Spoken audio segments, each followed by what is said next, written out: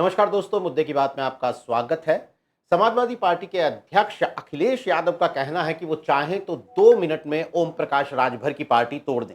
उन्हें राजभर की पार्टी तोड़ने के लिए महेंद्र राजभर की जरूरत नहीं है। अब आप पूछेंगे कि इतने गुस्से में अखिलेश हैं क्यों? दरअसल सबब यह है कि हाल में सुहेलदेव स्वाभिमान पार्टी के अध्यक्ष महेंद्र राजभर, जो ओम प्रकाश राजभर की पार्टी से टूटकर ही उन्होंने अपनी पार्टी बनाई थी, वो एक कार्यक्रम में हिस्सा ले रहे थे। वहां पर किसी ने उन पर हमला कर दिया।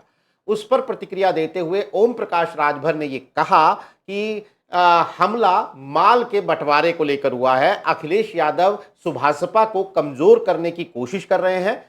ओपी राजभर ने यह भी आरोप लगाया कि समाजवादी पार्टी ने उनके कुछ नेताओं को लालच देकर तोड़ने की कोशिश की थी। माल बंटवारे में उचित हिस्सा नहीं मिलने पर महेंद्र राजभर पर हमला हुआ। तो इसी आरोप का जवाब दे रहे थे अखिलेश यादव कि चाहूं तो 2 मिनट में ओम प्रकाश राजभर की पार्टी को मैं तोड़ दूंगा।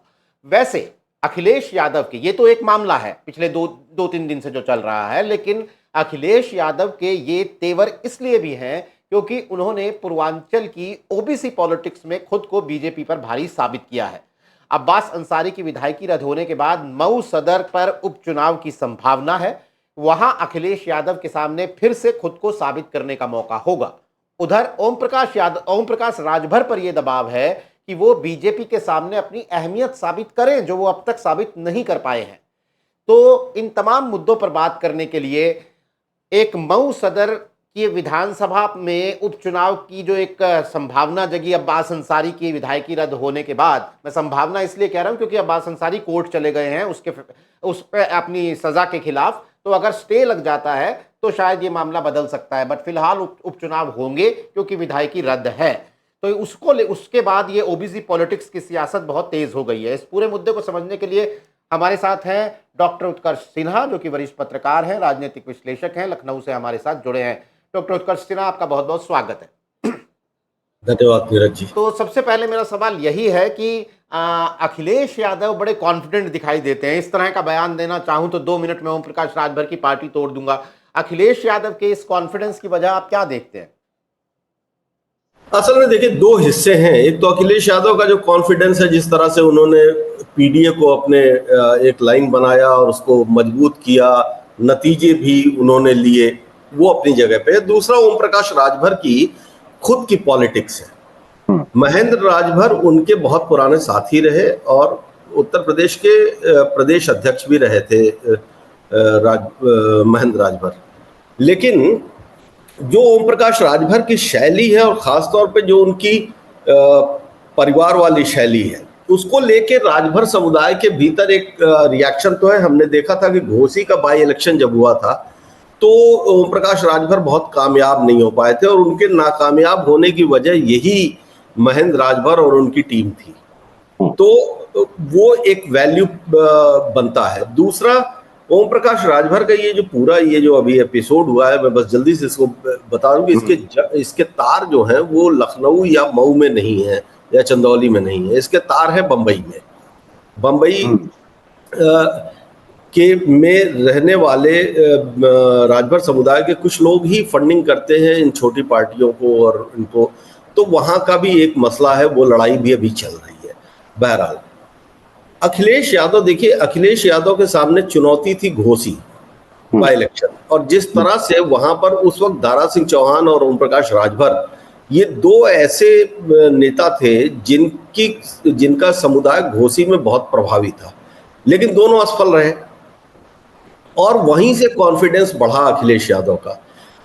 ये सच बात है कि ओम प्रकाश राजभर की सुभासपा के भीतर अंदर खाने बेचैनी तो है, और पार्टियां, ऐसी छोटी पार्टियां अगर नेता उनको नियंत्रित नहीं रख पाता है अपने सहयोगियों को, तो वहां पर महत्वाकांक्षाएं बहुत ऊपर चली जाती हैं और महत्वाकांक्षाओं की लड़ाई में फिर टूट विघटन, ये सब चीजें होती रहती हैं। ओम प्रकाश के साथ भी यही हो रहा है। अब देखिए, जो ताजा घटनाक्रम अभी हुआ श्रावस्ती में, उसके बाद से समुदाय के भीतर जो लोग हैं, जो समाज में जिनकी पहचान है, हम लोगों से बात होती रहती है, तो वो सब एक ही बात कह रहे हैं कि ओम प्रकाश सरेंडर कर गए हैं बीजेपी के सामने।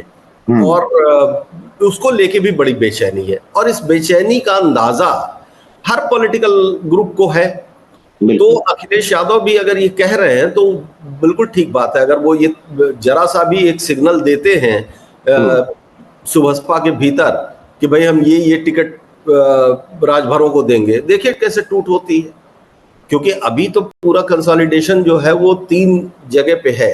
अनिल राजभर को बीजेपी आगे बढ़ाने में लगी हुई रहती है, वो नहीं चल पाया। ओम प्रकाश राजभर अभी एक सबसे बड़े नाम हैं, और फिर ये महेंद्र राजभर को भी जो पुश मिला था, इस बात में भी कोई दो राय नहीं है कि जिस वक्त महेंद्र राजभर ने बगावत की थी उस वक्त भी उनके पीछे पुश जो था वो समाजवादी पार्टी थी, इसमें कोई दो राय नहीं है। मैं कई ऐसे वाकयों का गवाह हूं। लेकिन फिलहाल महेंद्र राजभर अपनी जमीन बनाने में लगे हुए हैं, और इत्तेफाक से दोनों का जो बेस एरिया है वो एक ही है।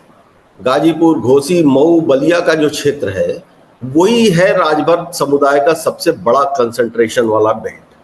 तो ये स्थितियां हैं। ओम प्रकाश राजभर की जो शैली है वो पार्टी में एक वो है, दूसरा उनके बेटे हैं, तीसरा किसी पदाधिकारी को तो कोई तवज्जो वैसे भी मिलती नहीं है।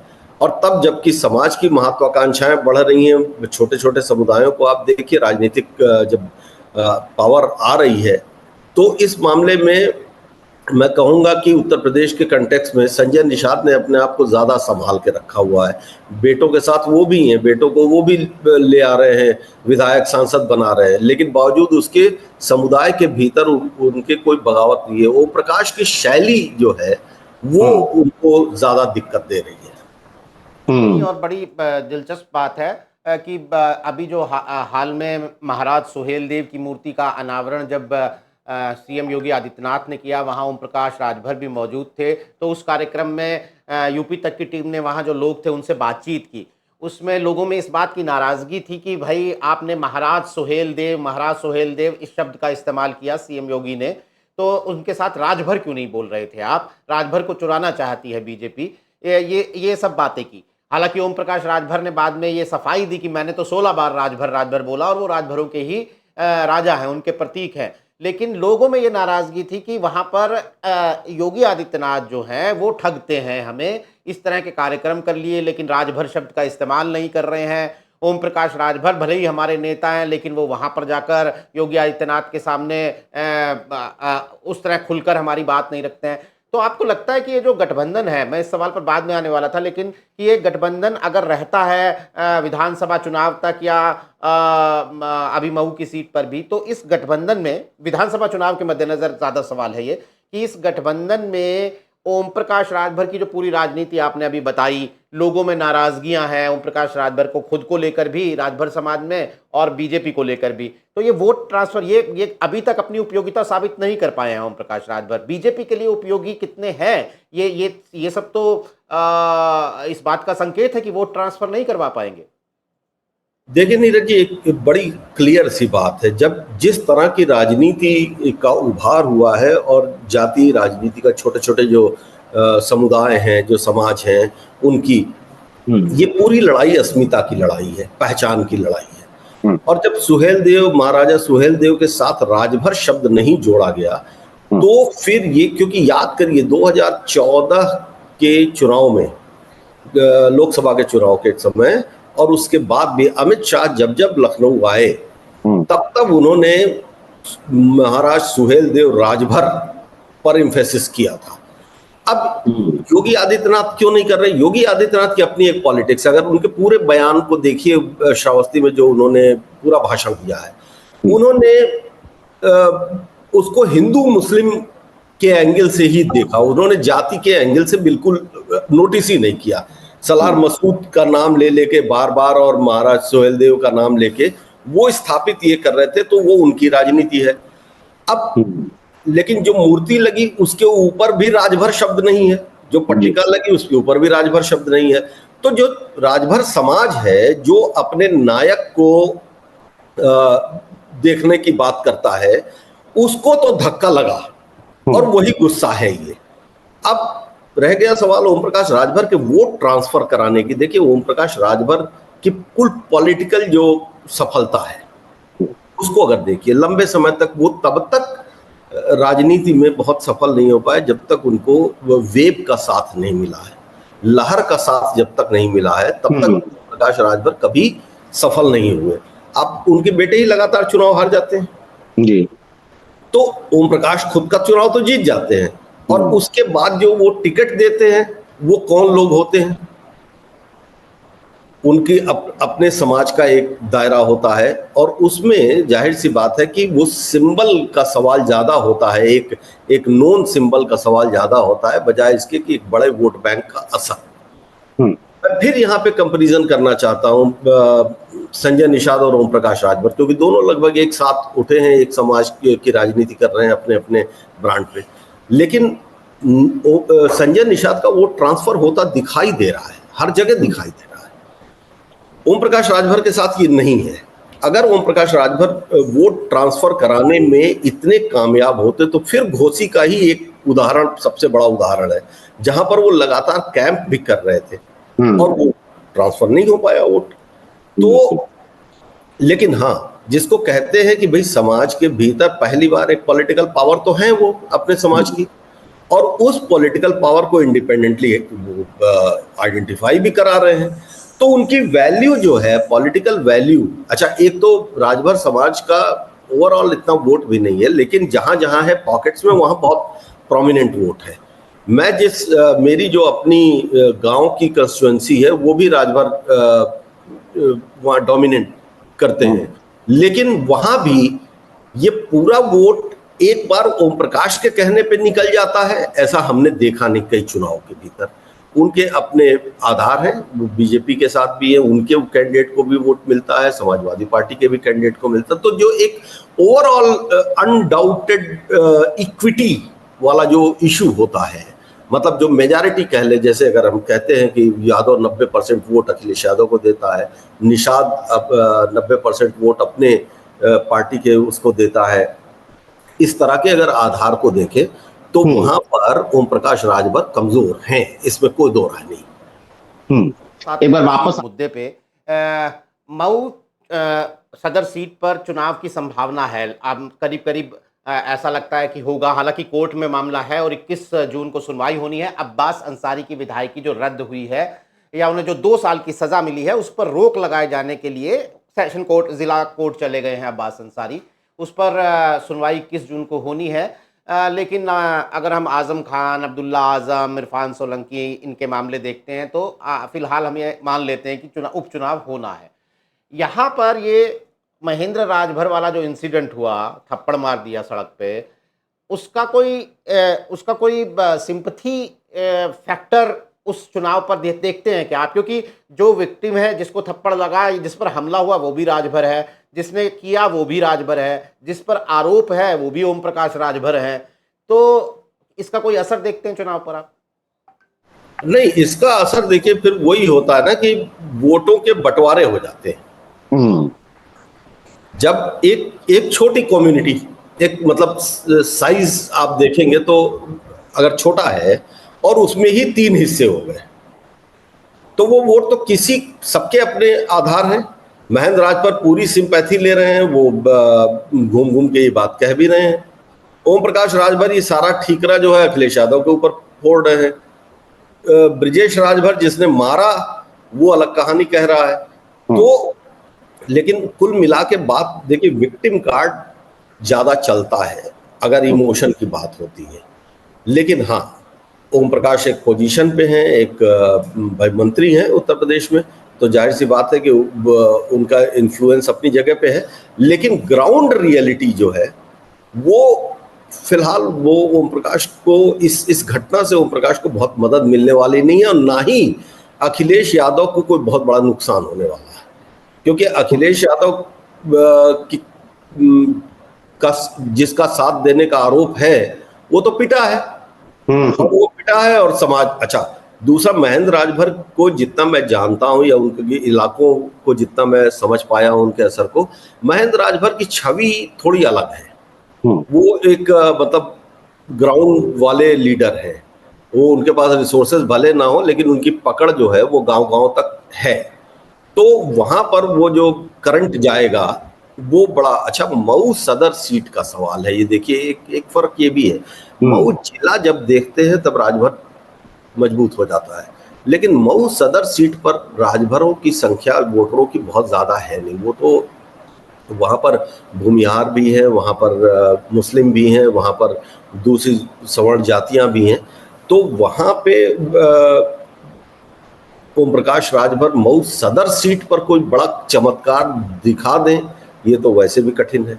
और इसीलिए कभी आप देखिए मऊ सदर सीट पर क्लेम खुद नहीं करते हैं या अपने परिवार के लोगों को नहीं लड़ाते हैं वो।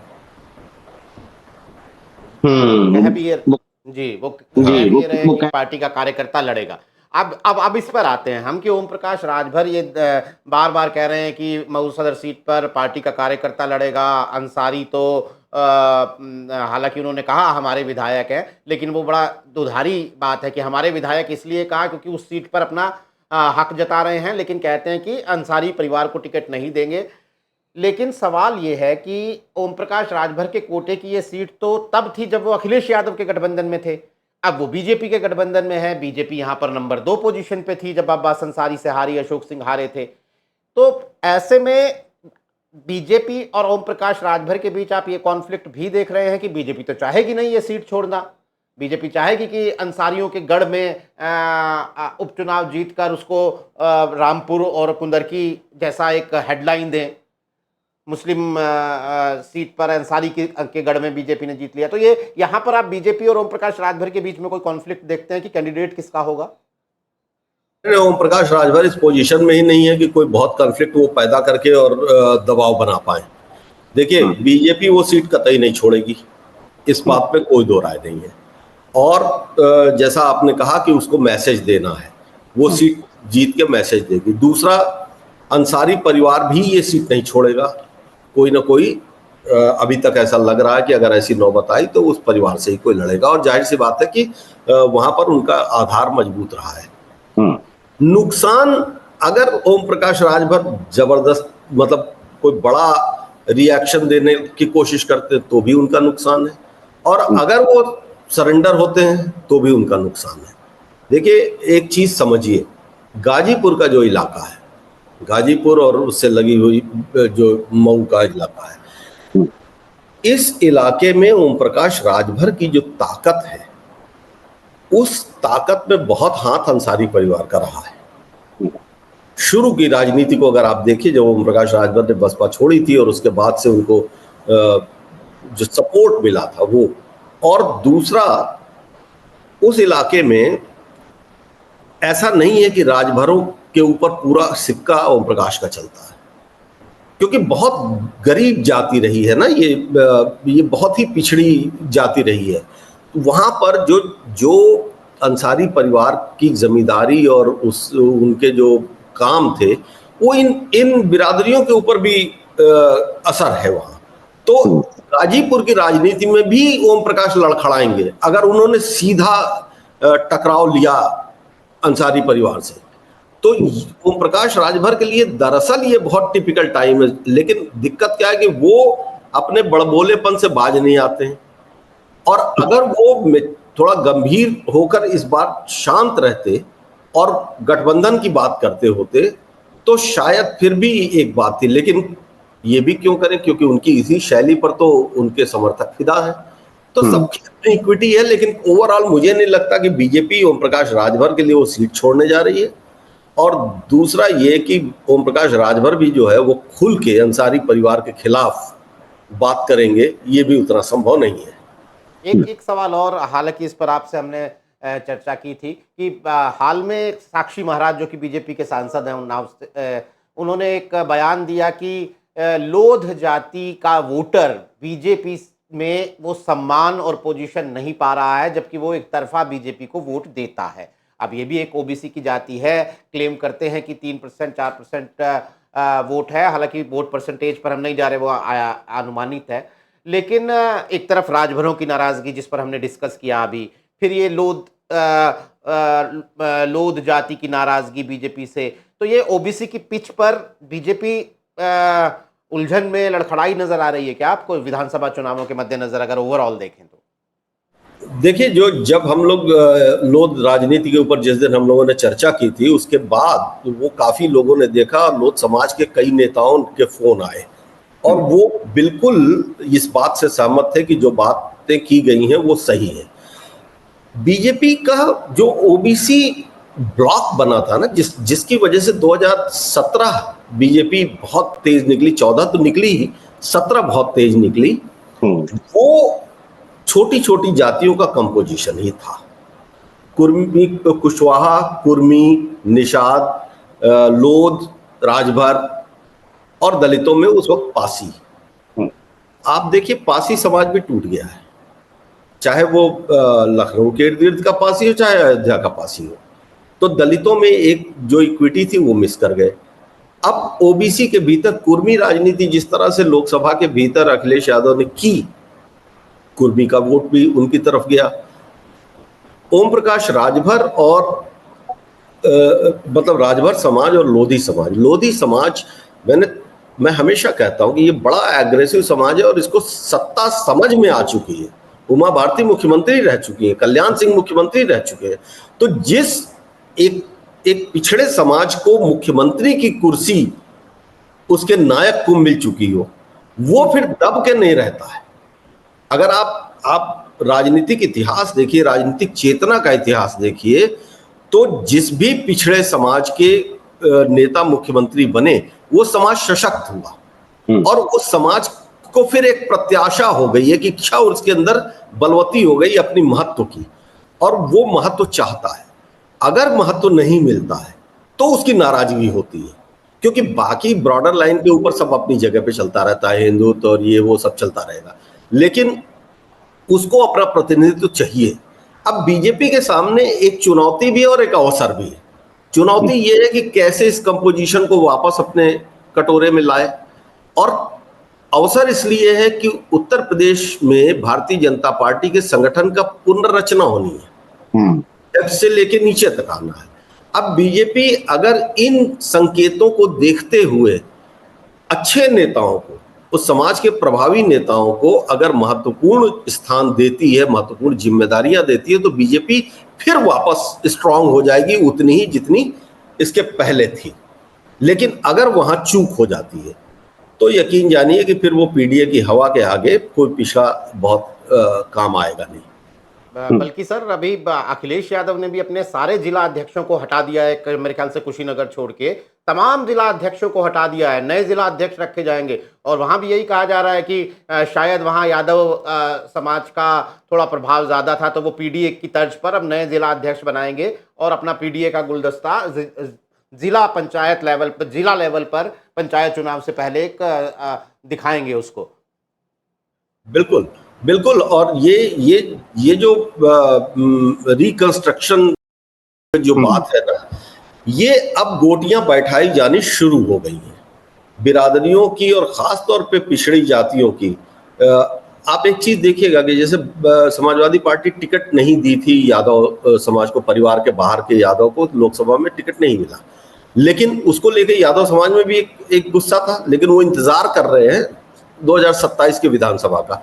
अब लेकिन उसके बाद जो गठन हुआ संगठन का, उसमें यादव को तवज्जो दे दी। अब उस कंपोजिशन को फिर से शेक किया जा रहा है, रीशेक किया जा रहा है, और यहीं पे ये समझ में आ जाएगा कि जिलों में जिस तरह के कंपोजिशन बनेंगे, उसी तरह के कंपोजिशन जो है, उसी के प्रोपोर्शन में टिकट का के कैंडिडेट्स का सिलेक्शन होगा।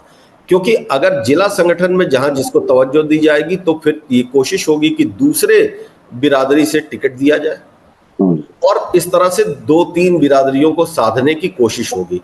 बीजेपी ने तमाम अपने नेता अपने जिला संगठन में घोषित किए थे कुछ अरसा पहले, उसने भी कोशिश की थी, लेकिन वो परवान नहीं चढ़ पाई। और वो अब बड़े नेताओं के साथ है ना, देखिए ये जो गठबंधन है वो पिछड़े नेताओं का बड़ा गठबंधन है, सारे छत्रप हैं बीजेपी के साथ अगर कहिए बैकवर्ड में, लेकिन वो सब किसी न किसी डिस्टर्बेंस में है। दूसरा जो लोध की बात हम लोग कर रहे थे, लोधी समाज की, लोधी समाज पूरी तरह से पार्टी में था, लेकिन लोधी नेता कोई बहुत प्रभावी भारतीय जनता पार्टी में किसी प्रभावी पद पे या जिम्मेदारी में नहीं है। यही वो गैप है जिसको बीजेपी को भरना है। अगर ये भर पाती है तो फिर वो शायद वापस खींच ले, लेकिन अगर यहां चूक हो जाती है तो फिर मुश्किल होगी, क्योंकि योगी आदित्यनाथ की राजनीति की जो शैली है, जिसका जिक्र हमने इस कार्यक्रम के शुरू में किया था, वो अपनी शैली नहीं छोड़ेंगे। वो जातियों का जिक्र नहीं करेंगे, वो हिंदू और मुसलमान के लाइन पे रहेंगे। अब वहां पे जातियों की अस्मिता, जातियों का प्रभाव अगर स्वीकार मंचों पर नहीं किया जाएगा तो जातियों के भीतर दर्द पैदा होगा और वोट फिर टूटन होगी। बिल्कुल। तो पहले मऊ सदर विधानसभा का उपचुनाव है, संभावित उपचुनाव है, फिर पंचायत चुनाव आएंगे 2025 के आखिर में या 2026 की शुरुआत में, और फिर 2027 के फरवरी महीने में विधानसभा का चुनाव होगा, जिसका बेसब्री से सबको इंतजार है। तो उस विधानसभा के चुनाव से पहले, इन तमाम चुनावों से पहले ओबीसी की चौसर पूर्वांचल में खास तौर पर बिछनी शुरू हो गई है। वहां पर अपने अपने मोहरे तमाम पार्टियां बिछा रही हैं। ऐसे में ओम प्रकाश राजभर, संजय निषाद, ये जो छोटी पार्टियां, अनुप्रिया पटेल, ये तमाम जो छोटे दल हैं, ये इनके भीतर एक अलग तरह की चर्निंग चल रही है, क्योंकि ये जानते हैं अपना महत्व पूर्वांचल की राजनीति में। तो तमाम इन बदलावों पर हमारी नज़र हमेशा की तरह बनी रहेगी। सबसे पहले मऊ सदर विधानसभा चुनाव को लेकर क्या गतिविधियां हो रही हैं, वो लगातार यूपी तक आपको दिखाता है। लेकिन 21 जून को अब्बास अंसारी की सज़ा पर रोक लगेगी या नहीं लगेगी या रहेगी, इन तमाम चीज़ों को लेकर एक सुनवाई होनी है। वहाँ पर शायद अगर कोई फैसला कोर्ट देती है तो चुनाव को लेकर तस्वीर साफ होगी। हम आपके सामने ये तमाम राजनीतिक घटनाक्रम लेकर आते रहेंगे। आज कार्यक्रम में हमारे साथ शिरकत करने के लिए डॉक्टर उत्कर्ष सिन्हा, आपका बहुत बहुत शुक्रिया। तमाम दर्शकों का आभार। नमस्कार।